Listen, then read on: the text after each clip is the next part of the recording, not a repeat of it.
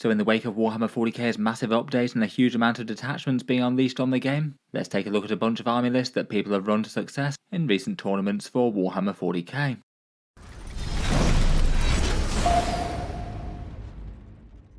Hello and welcome back to Auspex Tactics, where today we're talking through a bunch of interesting Warhammer 40k army lists that have been played to some good success in tournaments since the balance update.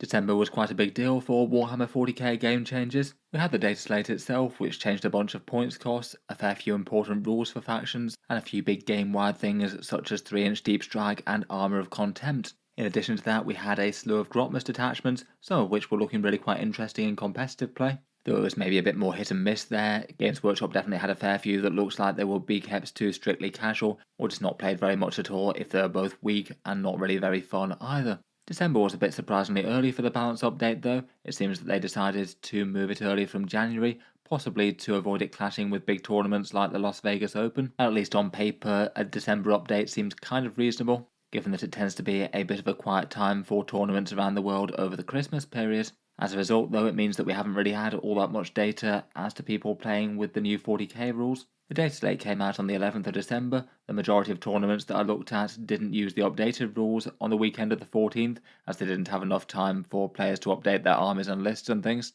And since then, there haven't exactly been many over the Christmas break either. Though with a quick search on Best Coast pairings, I did see a few grand tournaments that seemed to have used the updated rules. So I thought it could be interesting to take a look at a few army lists that people have been using to success. As well as that, I thought it would be interesting to take a look at a pre-data slate army list as well that managed to win with one of the Grotmus detachments. As ever with these style ones, just taking a look at a random cross-section of a few tournament lists doesn't necessarily mean that these are going to be the new meta-defining thing or anything like that. Just a few examples of what one good player managed to use to do well and what they were thinking when they were putting models on the tabletop.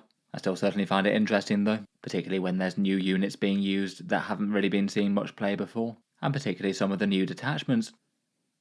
In any case, speaking of which, one of the two 5-round tournament wins for the Grotmus detachments that I'd seen so far was this Tyranid warrior bioform Onslaught. The new Tyranid Grotmus detachment that dropped really quite early in their run, and someone promptly took them straight to a tournament and managed to win with them, with a Jacob Holmstrom using this army to take first at Grimdark 23 in a 32-player tournament in Sweden. Perhaps the most surprising thing about this one is that it's basically a warrior bioform Onslaught that's basically made up of 9 of the biggest and scariest Tyranid gunbogs, with a few warriors tacked on as a bit of a supporting act as opposed to the main event. There's no less than 3 of the very shooty bioplasma Exocrines, perhaps the most common Tyranid damage dealing staple with their strength 9 and damage 3 weapons, 3 Maliceptors striking out with strength 10 and damage 3, and are a bit tougher with their 4+ invulnerable save, and then 3 Tyrannofexes as well with rupture cannons, which would be a really scary little force to fight if you had any sort of tank heavy army. It seems they're carrying the majority of this army on datasheet strength alone, though they do get access to that interesting stratagem where they get +2 strength on ranged weapons if you need it,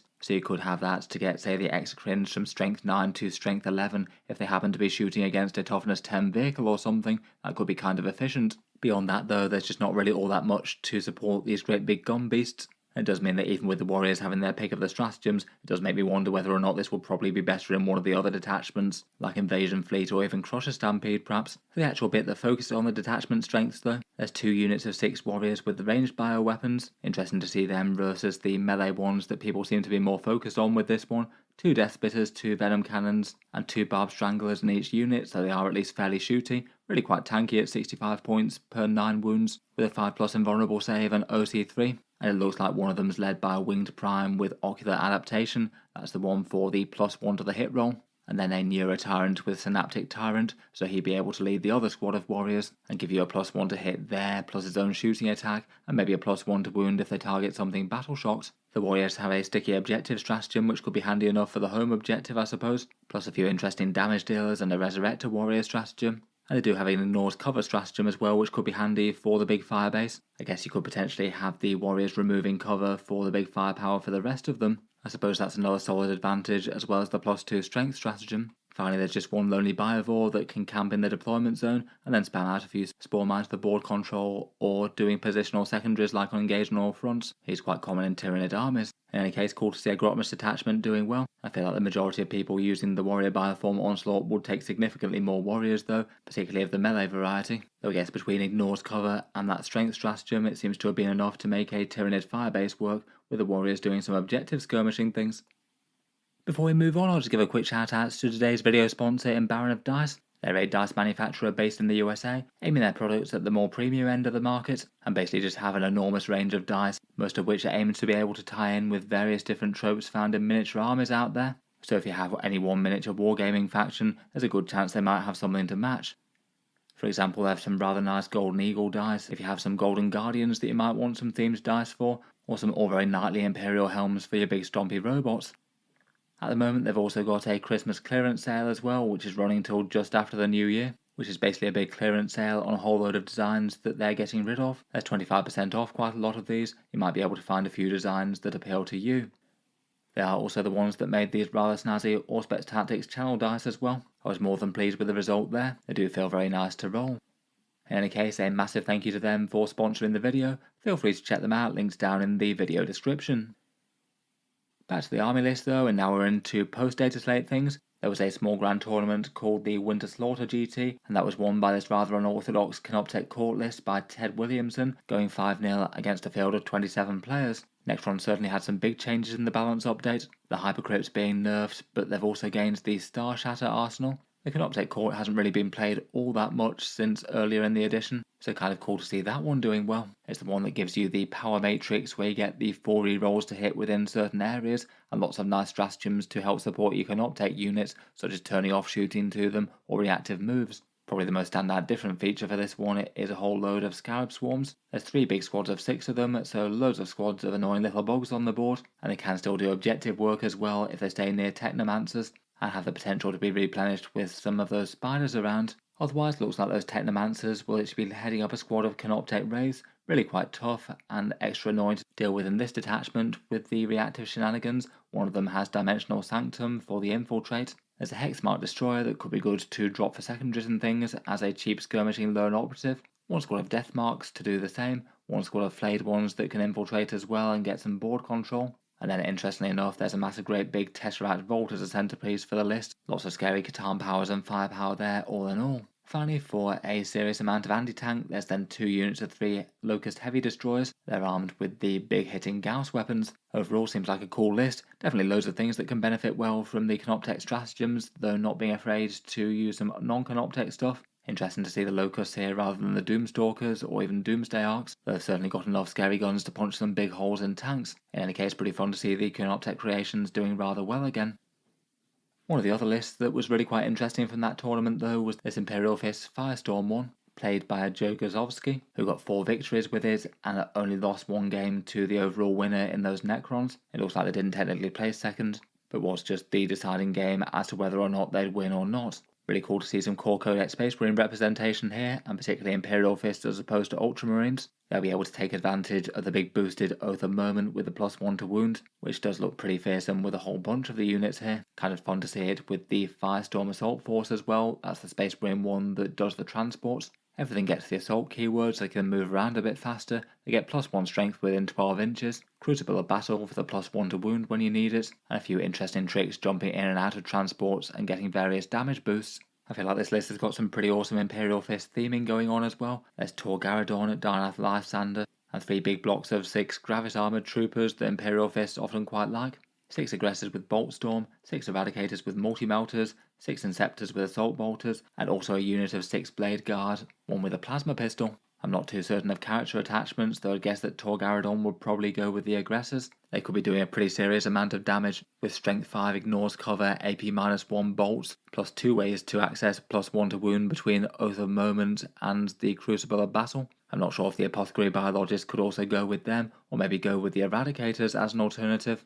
Either way, it looks like those 2 big blocks will be riding in a pair of repulsors with twin las cannon and a heavy onslaught Gatling cannon. Lysander himself would have to go solo, maybe as an interference deep strike unit that can hit really quite hard and isn't easy to kill, and the Blade Guard could take a ride in the Repulsor Executioner if it didn't make more sense to foot slog. Finally, there's a unit of Inceptors with Assault Bolters, who'll be dropping at 6 inches, but that doesn't seem to have put them off here. Strength 6 Assault Bolters with a couple of easy grays to get +1 to wound is pretty intimidating, and they could certainly take out a whole bunch of enemy troops in the backfield. And then finally, there's not one but 3 different units of 5 Infiltrators. They'd be able to be locking down deep strike all over the board. I guess one could hold the home field objective, maybe a couple of the others infiltrating into the mid board and holding things up there. In any case, really cool to see the Imperial Fist getting some success like this, and pretty interesting to see it done with Firestorm Assault Force and new style Oath of Moment no less.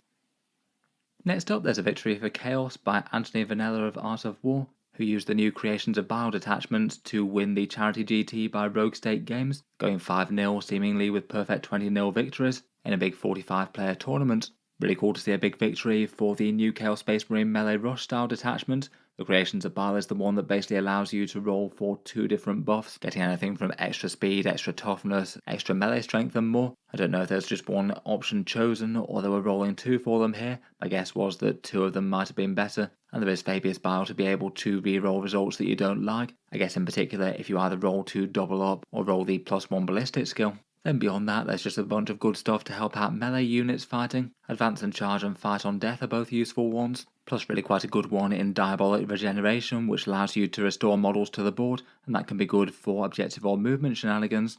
In any case, to lead the army there's Fabius Bile, who can augment one squad even further. I'd guess he'd probably go with the big Chosen unit in a Rhino. Very nice to pile some extra stats on him, and then it looks like in 2 other Rhinos there's a unit of 5 Chosen plus a Nemesis Claw. That one's the fairly expensive in points, but really quite cool Night Lord's datasheet. It's got the very powerful ability to basically turn off stratagems, though you do have to be within the engagement range of the target. They did strike me as the sort of unit that might get a bit of play at high level play, though for a lot of people out there I feel like it might just be easier to go with something with more damage and defense. Unless you're a well versed tournament player, it's definitely a scary option to be able to have though. Finally, there's 2 units of 5 Legionaries to fill out the last one, and they're packing a las cannon, heavy melee weapon and chainswords, and one of them gets led by a Chaos Lord. He's got a demon hammer and that big damage dealing prime test subject enhancement that allows him to reroll hits and strike extra hard. I guess he could go with any of the squads potentially, though it might be tempting to go with the Legionaries for the wound rerolls. Otherwise, beyond the Rhinos, there's 2 enormous units of Possess that work well with just about any of the detachment buffs and really like most of the stratagems.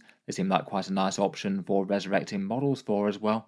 They could even be a fun option for that reroll a wound roll stratagem for 2 CP on the turn that they get devastating wounds. Otherwise, there's a cheap cultist mob that can sticky objectives, lone operative Cypher to run around doing fun pistol things, and in this detachment he's got the potential to have his pistols buffed in melee with the various detachment things. That feels like a slightly fun interaction there. And then there's a couple of allied vehicles in War Dog Huntsmen, providing a little bit of anti-tank firepower, plus some fast-moving objective control. Seems that perhaps the points cost was interesting enough to have them drop down a bit and actually get included over carnivores. Overall, all looks very scary. I think if you get lucky with the detachment rolls and both get say +2 movement and one of the melee damage buffs, this looks incredibly intimidating.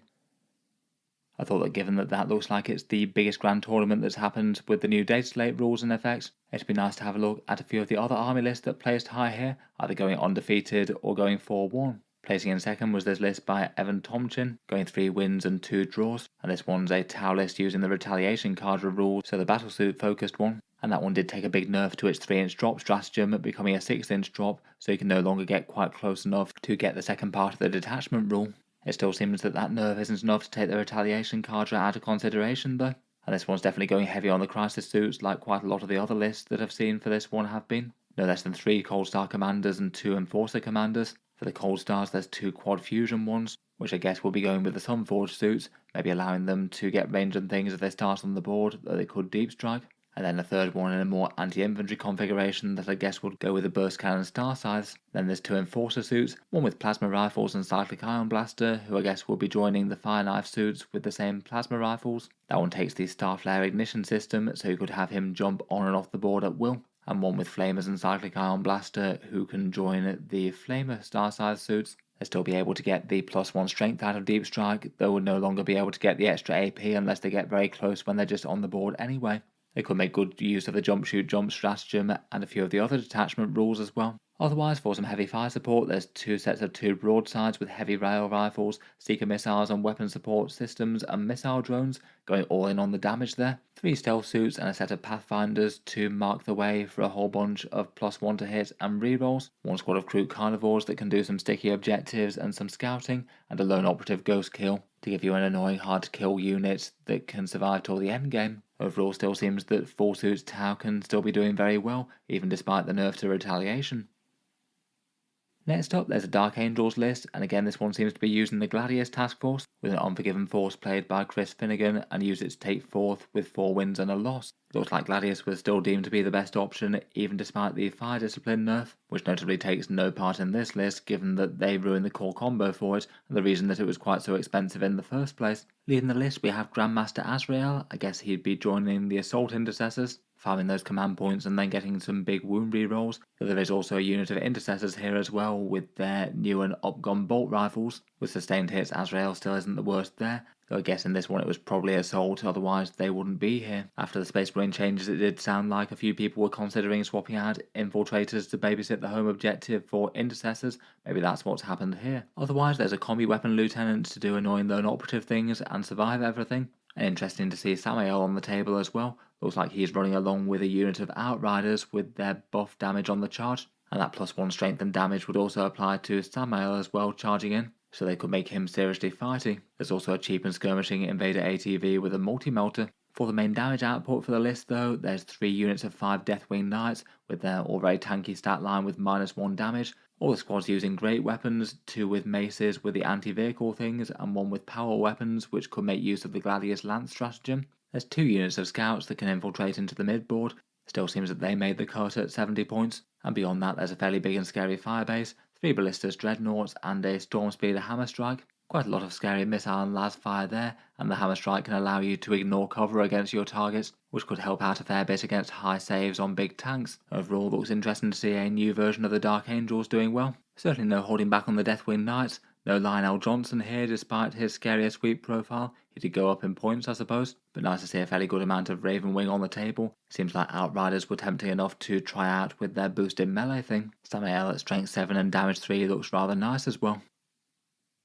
Next up, and one more army list from that same tournament, is this Ork Warhorde. This one again going 4 wins to 1 loss, and this army list by a lame Brennerman. In the balance update, the Orks got the rather nice advantage of not having to declare the war at the start of the battle round, instead just going for the start of their command phase, so a fairly solid buff there. Though a couple of units did go up a bit in points cost, including the War Boss, though I had a suspicion at 75 points they'd still be very commonly played. They're really quite a strong data sheet, and 75 points was kind of fine for them, I thought. Pre-update, Warhorde was certainly the detachment that was doing best for them. Loads of sustained hits and nice easy damage and defensive boosts, plus some buffs get into combat and helping out Gazgal in particular with his lethal hit thing. We've got the big boss himself leading the charge, just being attached to a couple of Mega Nob cheerleaders to activate his rerolls. And then a lot of the rest of the list is loaded into trucks and wagons. In total it looks like there's a big unit of 20 boys that I guess might be led by both the mech and the war boss.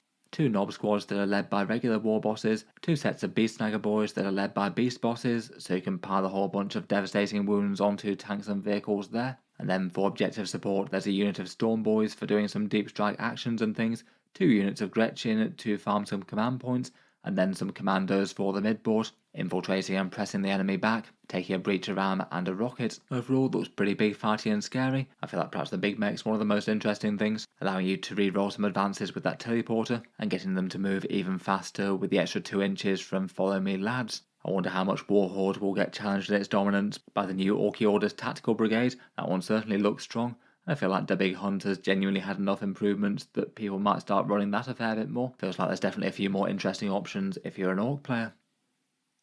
Finally, for a third grand tournament that seemed to be using the new rules and points values, it looked like it was a Thousand Suns list in both first and second place by the Winter Wars Hybrid GT, and this one was won by TJ Lanigan and going 5-0 undefeated. Thousand Suns didn't really have any big sweeping changes after the big nerfs that they'd had in the previous balance update, and most of this feels at least fairly standard with how they like to do things.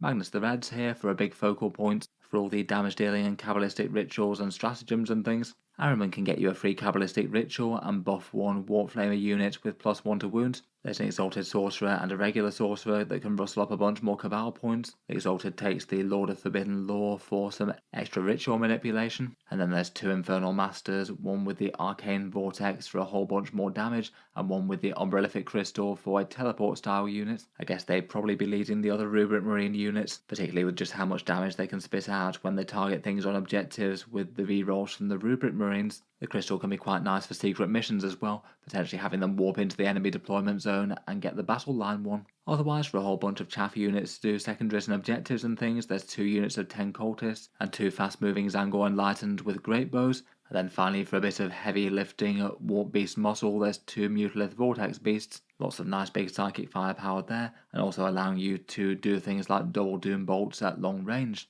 Overall, seems like a really good example of a Thousand Suns competitive army list. It was kind of interesting to see that the one that was in second place was almost exactly the same list, bar a few changes. This one basically just seems to take out a Sorcerer and a unit of Zangor Enlightened and use it to upgrade a couple of the squads of Rubric Marines into 10-man squads with the Warp Flamers. Extra nasty for Overwatch and further damage buffs and things, I guess. It looks like these ones pass up the Soul Reaper cannons as well for maximum flaming. Looks like it was 80-65 in the Tzeentch flavoured mirror match in the end. In any case though, I'll leave that there for this one. Hope you've enjoyed just taking a look through a few army lists that have been doing well for various 40k factions post data slate. Let me know any of your thoughts on them, any errors I might have made on the list, or any insights as to how they were played, as always. Finally, I'll just give a quick shout out once again to Baron of Dice for sponsoring the video. If you want to pick up some snazzy faction dice of one sort or another, they've got loads of choice on offer, and as mentioned, still have a day or two left at time of recording on their Christmas sale, with a whole bunch of their things discounted by 25%. They've got quite a lot of designs on offer. If you use the code Auspex, then you should get 5% off an order. I'm not sure if that stacks with the sale or not, but could be helpful. And I'm sure between the range they'd have something to help out really quite a lot of armies out there, whether you're a Martial Machine Cultist or a Knightly Crusader. In any case, a big thank you to them for sponsoring this one. If you'd like to see more like this, then feel free to subscribe to Auspex Tactics. I'll certainly keep the regular 40k videos coming. I do tend to post new ones just about every day.